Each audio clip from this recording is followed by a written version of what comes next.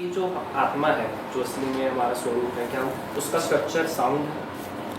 Because जितना भी अभी तक मैंने थोड़ा इसके बारे में पढ़ा है, जो भी थ्योरी स्क्रिप्चर्स पढ़े हैं, तो उसके अकॉर्डिंग आकाश, उसको अगर हिंदी में उसमें वर्ड यूज करते हैं आकाश, वैक्यूम, इनविजिबल, मतलब सर्वव्यापक, ये सब शब्द यूज़ किए जाते हैं। तो ये साउंड है क्या, मतलब इसका स्ट्रक्चर क्या? That's my question. इसका कोई स्ट्रक्चर नहीं है, इसकी कोई फॉर्म नहीं है, इसको कोई नाम भी नहीं दिया जा सकता है और टेक्निकली इसको साउंड भी नहीं कहा जा सकता है। You can not call it a sound, although we are calling it a sound, but technically it is wrong. जैसे अगर मैं कुछ बोलने लग जाऊँ यहाँ पर, मैं आपको कहता हूँ भाई ची चौ पाओ, ऐसे करके मैं एक आवाज़ निकालता हूँ और आपसे पूछता हूँ कि कौन सी लैंग्वेज है ये, तो क्या जवाब दोगे आप? चाइनीज़ लग रही है, राइट? सबके माइंड में ये आ रहा है कि चाइनीज़ भाषा है, जबकि मुझे चाइनीज़ नहीं आती है, आपको भी नहीं आती है। चाइनीज़ तो नहीं आती ना यहाँ पे किसी को, बट क्योंकि उससे मिलता जुलता है तो इसलिए हम कह रहे हैं कि चाइनीज़ है। समझ गए ना? तो सिमिलर में और सेम में फ़र्क को समझ लो अच्छे से। It is similar to sound but it is not sound. इसीलिए इसके बारे में कुछ भी नहीं कहा जा सकता। अगर प्रैक्टिकली आप मुझसे कुछ भी बोलने को कहो और आप ये कहोगे इसकी एग्जैक्ट डेफिनेशन बताओ, एग्जैक्ट बताओ कि ये क्या है, तो मैं चुप हो जाऊँ। इसीलिए आप देखोगे कहीं पर भी किसी भी स्क्रिप्चर में इसके बारे में सीधी बात नहीं करी गई है। इसको ओम कह के छोड़ दिया गया, इसको बोल दिया गया है कि ये सुप्रीम रियलिटी है, ये ब्रह्मन है। वहां पर जाकर के सब लोग चुप हो जाते हैं। जो भी पास में रियलाइज मास्टर्स हुए हैं उनसे जैसे ही लोगों ने पूछा कि भाई सुप्रीम रियलिटी क्या है, वो चुप हो गए, साइलेंट हो गए। इम्प्लाइड क्या है उसका मतलब खुद समझो। आप भी उनके जैसे शांत हो जाओ और उसके बाद में जो रह जाएगा वो रियलिटी है, जिसको हमारा माइंड क्रिएट नहीं कर रहा है। अगर साइंटिफिक एंगल से इसको आप देखोगे तो you can call it as the zero point field. ठीक है, क्वांटम फिजिक्स में एक जीरो पॉइंट फील्ड की बात करी गई है जिसके अंदर इनफाइनाइट एनर्जी है, बट वो सिर्फ एक थ्योरी है। मान लो साइंस किसी तरह से यहां तक पहुंच भी गई, तब भी कोई फायदा नहीं है, बिकॉज तब भी एक गैप बना ही रहेगा। जो साइंटिस्ट हैं वो इसको अपने से अलग ही समझेंगे, जैसे आप समझ रहे हो। तो हमारे जो वेद हैं, वेदांत है, जो स्क्रिप्चर्स हैं, वो क्या कह रहे हैं, which is a very big statement, कि ये आप ही हो। जो साइंटिस्ट अगर यहां तक पहुंच भी गए, मान लो कभी फ्यूचर में किसी इंस्ट्रूमेंट के थ्रू इस जगह तक पहुंच गए, ऐसा कोई इंस्ट्रूमेंट बना लिया जिससे उस इंस्ट्रूमेंट ने इसके ऊपर ठप्पा लगा दिया कि हाँ ये है, तो क्या गलती करेंगे? वही गलती जो अभी आप लोग कर रहे हो। ये क्या बोलोगे? हाँ ठीक है ये है, क्या है पता नहीं, इसके बारे में कुछ भी सोचते रहो, बट एक बात तो पक्की है कि ये मैं नहीं हूं। समझ गए ना? मैं इससे क्या फायदा उठा सकता हूं, इसके बारे में आदमी सोचेगा कि मुझे इसका क्या फायदा है, वो फिर फंस गया। समझ गए ना? तो साइंस कभी भी वहां तक नहीं पहुंच सकती जहां तक स्पिरिचुअलिटी पहुंच गई। अब वो क्या कह रहे हैं या मैं क्या कह रहा हूं, बहुत जब आप बारीकी से इस पूरे को समझोगे, सबसे पहले उन सब चीजों को छोड़ते चले जाओगे जो आप नहीं हो, तो एंड में जो बच जाता है वो आप हो। जिसको छोड़ दिया, इसका मतलब देखा जाए तो कुछ देर के लिए वो मर गया। तो जो मर गया, जैसे ही उससे आप अपनी आइडेंटिफिकेशन को छोड़ देते हो, तो जो नहीं मरता वो एंड में बचा रह जाता है। फिर आप कहते हो कि हाँ ये तो है जो नहीं मर रहा, बाकी सब कुछ मर रहा है, लेकिन मैं इसको भी जानता हूं और इसको भी जानता हूं। तो अब आपको क्या करना है, अपने ऊपर एक क्वेश्चन मार्क लगाना है कि मैं कौन हूं? क्या मैं कोई तीसरा हूं या इन्हीं दोनों में से एक हूं? क्लियर हो रहा है? थोड़ा सा कॉम्प्लिकेटेड हो रहा है। जब इस तरह की डीपली आप इंक्वायरी करोगे तो कोई भी आदमी जिसमें थोड़ी सी भी समझ है, उसको देर नहीं लगेगी ये समझने में कि मैं वो नहीं हूं जो मर जाता है। फॉर एग्जाम्पल, आप अपने बाल जाकर के किसी नाई से कटवा लेते हो, तो आप वो नहीं हो। अभी आप बोल रहे हो कि हाँ मैं ये हूं, जिसमें बाल भी एक हिस्सा है, बट वो बाल कट गए तो मैं वो नहीं हूं। क्लियर है ना? तो अंदर तक हमको ये सारी बात समझ आती है कि जो चला जाता है उसके बाद भी हम बने रहते हैं, तो वो तो हम नहीं हो सकते। यही दो चीजें हैं इस दुनिया में, तीसरी कोई चीज नहीं है। तीसरी सिर्फ एक इल्यूजन है। ठीक है ना? या तो आप अपने को ये मानते हो जो आता है और जाता है यानी कि टेम्पररी, या आप इस टेम्पररी पे इंक्वायरी कर करके अपने थॉट्स को बारीकी से ऑब्जर्व करके समझ करके आप यहाँ तक पहुँच जाते हो कि मैं ये कुछ भी नहीं हो सकता जो आ रहा है और जा रहा है, क्योंकि वो सब मर गया लेकिन मैं सरवाइव कर गया, तो मैं क्या हूं। फिर उसके बाद में धीरे धीरे स्क्रिप्चर्स को स्टडी करके आप इस कंक्लूजन तक पहुंचते हो कि मैं नहीं मरने वाला, ठीक है ना। और नहीं मरने वाला सिर्फ यही है जो है। एक है आप उसके बारे में सोचते रहो, एक है कुछ है, एक है आप सोच रहे हो कि नहीं मैं टेम्पररी भी नहीं हूं, मैं परमानेंट भी नहीं हूं, मैं कुछ और ही हूं। तो इन दोनों में से कहीं ना कहीं आपको फिट होना है। अब ये पूरी की पूरी जर्नी है, स्पिरिचुअल जर्नी, जिसको विवेक बोलते हैं। विवेक मतलब डिस्क्रिमिनेशन। आपको समझना है कि क्या नित्य है और क्या अनित्य है, क्या परमानेंट है और क्या टेम्पररी है, क्या बदलता रहता है क्या नहीं बदलता है, क्या मरता है और क्या नहीं मरता है। सुना है ना सबने ये बातें कि भाई आत्मा नहीं मरती, आत्मा को काटा नहीं जा सकता, आत्मा को जलाया नहीं जा सकता, आत्मा को भिगोया नहीं जा सकता। अब ये सारी बातें जो हमारे स्क्रिप्चर्स में लिखी है उसको आप वेरीफाई कर सकते हैं। ये एक सिंपल सा ना ग्राफ है मेरे हाथ में, ये फ्रीक्वेंसी ग्राफ है।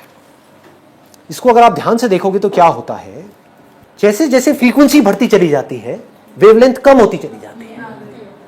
जब फ्रीक्वेंसी बिल्कुल हाई हो जाएगी तो क्या होगा, यही बात क्वांटम फिजिक्स बोलती है। जब वेव को आप फ्रीक्वेंसी बढ़ाते जाओगे उसके बीच का गैप कम होता जाएगा तो क्या हो जाएगा, एक ऐसा पॉइंट आएगा जहां पर जाकर के वो स्ट्रेट लाइन बन जाएगी।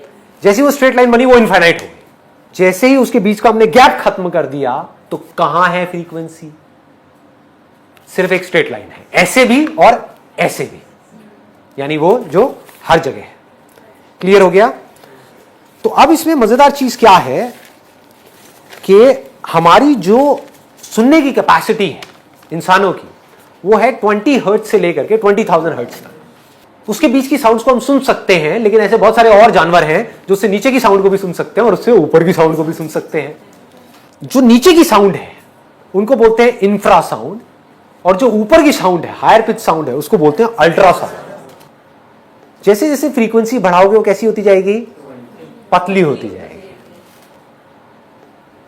तो जब सॉलिड से कोई सॉलिड टकराएगा तो आवाज लो फ्रीक्वेंसी की होगी, थोड़ी मोटी होगी, भारी होगी।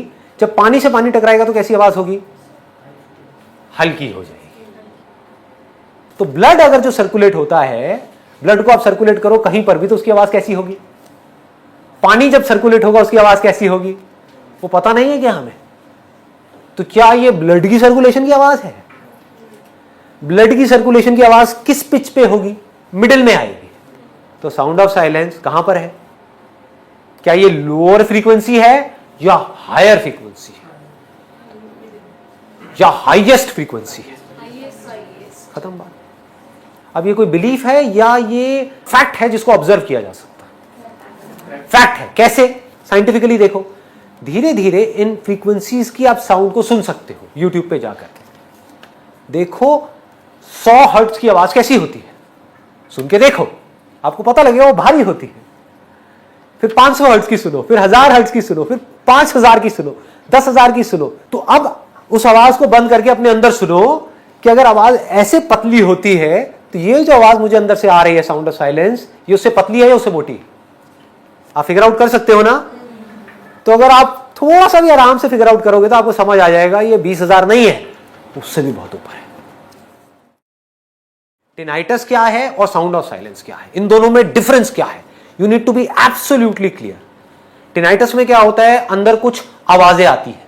साउंड ऑफ साइलेंस में क्या है, अंदर एक आवाज आ रही है। तो देखने में सरफेस लेवल पे दोनों बहुत सिमिलर सा लगेगा, बट जब डेप्थ में आप जाओगे, टिनाइटस जिन पेशेंट्स को हुआ है उस कॉज को आप समझोगे तो आपको समझ आ जाएगा ये एक प्रॉब्लम है जो कानों से रिलेटेड है या ब्रेन से रिलेटेड है। लाखों लोगों पे रिसर्च हुई है जिसके बाद कुछ कंक्लूजन्स निकले हैं कि tinnitus is not a disease but a symptom that can result from a number of underlying causes. मतलब जो टिनाइटस पेशेंट्स हैं उनके अंदर कुछ एक पैटर्न को देखा गया है। वो पैटर्न क्या है? One of the most common causes is noise induced hearing loss. Other causes include year infections, disease of the heart or blood vessels, brain tumors, emotional stress, exposure to certain medications, a previous head injury and earwax। ये causes है। पर सबसे बड़ा cause जो बोला गया है इसके अंदर वो है noise induced hearing loss, जिसको define किया गया है noise induced hearing loss which is called NIHL is hearing impairment resulting from exposure to high decibel sound, noises that is concerts, sporting events, daily activities, personal listening devices to cause NIHL। एक और चीज, एक pattern क्या देखा गया है? The peak age range of patients with tinnitus is 40 to 70 years, 40 से 70 साल। Only 1% of those younger than 45 years of age experience tinnitus. About 12% of adults aged between 60 to 69 years develop it, and patients in their 70s have a 25% to 30% risk of tinnitus। फर्क समझ रहे हो? ठीक है। Simple way में बोलूं, जो भी मैंने इसमें अभी पढ़ा है वो ये है, टिनाइटस जो एक बीमारी है वो होती है अगर आप अपने कान को एक्सपोज करोगे, यानी कि डिस्कोथेक में आप एक डीजे हो, तो चांसेस बहुत ज्यादा हैं आपको टिनाइटस होने के। आप ईयरफोन लगाए हुए हो दिन में मान लो 8-8 घंटे और तेज म्यूजिक सुन रहे हो, तो चांसेस हैं आपको टिनाइटस हो जाएगा। तो ये बीमारी किससे रिलेटेड है? कानों से रिलेटेड है, सुनने से रिलेटेड है। और दूसरा पैटर्न क्या निकल करके आ रहा है? जिसकी एज जितनी ज्यादा है उसको टिनाइटस होने के चांसेस उतने ही ज्यादा हैं। साउंड ऑफ साइलेंस में इसका एग्जैक्ट ऑपोजिट है। आपकी एज जितनी ज्यादा है उतना ही साउंड ऑफ साइलेंस आने के चांसेस कम है, टिनाइटस होने के चांसेस ज्यादा हैं। एज जितनी कम है उतना ही साउंड ऑफ साइलेंस ऐसे आएगी, समझ गए ना? और टिनाइटस होने के चांसेस 0% है। तो छोटा सा बच्चा डिस्कोथेक में क्या करेगा? सपोजिंगली आप एक ऐसी फैक्ट्री में काम करते हो 20 साल तक जहां पर साउंड बहुत ज्यादा है, तो आपको टिनाइटस होने के चांसेस है। इन सिंपल वर्ड्स, दूसरा इसमें रीजन बताया गया है स्ट्रेस। यूएस में प्रॉब्लम बहुत ज्यादा है टिनाइटस की, इंडिया में कम है। वहां पर because of lifestyle, because of lot of things, stress बहुत ज्यादा है। तो जिस आदमी को जितना ज्यादा स्ट्रेस होगा उसको टिनाइटस होने के चांसेस उतने ही ज्यादा है। ये जो साउंड्स होती है डिस्टर्बिंग होती है, यानी कि ये साउंड्स होंगी घर टाइप की आवाज, ये ऐसी आवाज होगी। जो साउंड ऑफ साइलेंस है वो ऐसी। Sound of silence is peaceful, ये आपके मन को और शांत करेगी, ये आपको डिस्टर्ब करेगी। जितना आपकी लाइफ में स्ट्रेस ज्यादा होगा उतना ही आपको साउंड ऑफ साइलेंस को सुनने में ज्यादा टाइम लगेगा। जितना स्ट्रेस कम होगा उतनी जल्दी और उतनी आसानी से आप साउंड ऑफ साइलेंस को सुन सकते हो। टिनाइटस है तो उसका इलाज है, कई तरह के इलाज बताए गए। कान का वैक्स निकाल लो, ऐसी जगहों पे जाना बंद कर दो जहां पर के नॉइज बहुत ज्यादा है, आपका इवेंट मैनेजमेंट का काम है और वहां पर शोर में आप रहते हो, तो शोर को कुछ टाइम के लिए अवॉइड कर दो, तो आपका टिनाइटस ठीक हो जाएगा। साउंड ऑफ साइलेंस में क्या है? बिल्कुल उल्टा है। आप दिल्ली में हो, मान लो आपकी लाइफ में स्ट्रेस ज्यादा हो गया, आपको आज ये साउंड ऑफ साइलेंस आ रही है, आने वाले टाइम में बंद हो गई आनी, ये बंद भी हो जाती है। क्यों बंद होएगी? आपका ध्यान कहीं और लग गया, आपकी लाइफ में स्ट्रेस बढ़ गया, तो अब आपका ध्यान यहां से हट गया, आपका ध्यान कहीं और चला गया। अब आपको क्या करना है? शहर को छोड़ करके एक पीसफुल जगह पे चले जाओ, कुछ दिन के लिए पहाड़ों पे चले जाओ। इसीलिए पहले के जो ऋषि मुनि थे वो पहाड़ों पे रहते, गुफाओं में रहते थे, ठीक है ना? जहां पर कोई मोबाइल की वाइब्रेशन ना हो, क्योंकि हो सकता है आपके मन में डाउट आ जाए कहीं मोबाइल की कोई वाइब्रेशन तो नहीं है, तो हजारों साल पहले कहां से आई? समझ गए ना? अनंतनाथ जिसकी बात करी गई है, ओम जिसकी बात करी गई है, वो हजारों साल पहले कहां से आया? मोबाइल तो थे ही नहीं।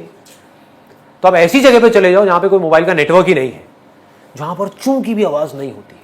वहां आप जाओगे, आपको फिर से साउंड आने लग जाएगी, अगर अभी बंद हो जाए तो किसी वजह से यहां पर, ठीक है?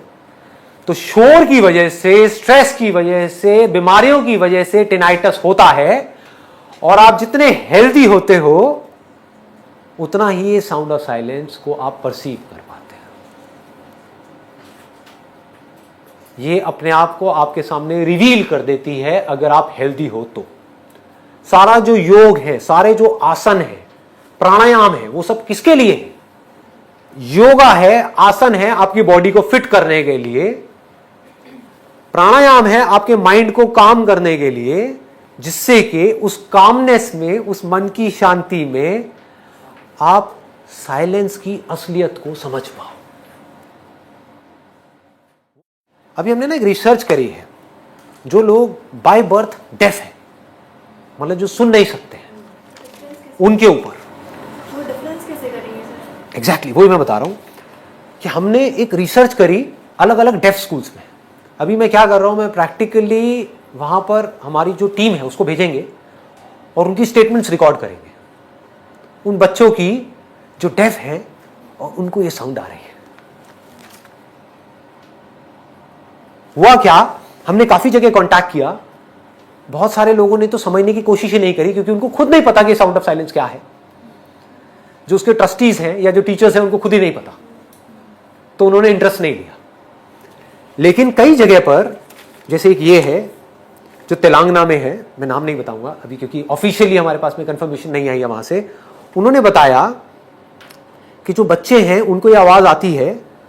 Upon experimenting on about 30 children by telling them to focus inwards, she got the following results. Some students rote imitated, या तो उन्होंने लिखा या इमिटेट किया म मतलब ऐसे हाथ लगा करके उन्होंने बताया, इशारों से बताया।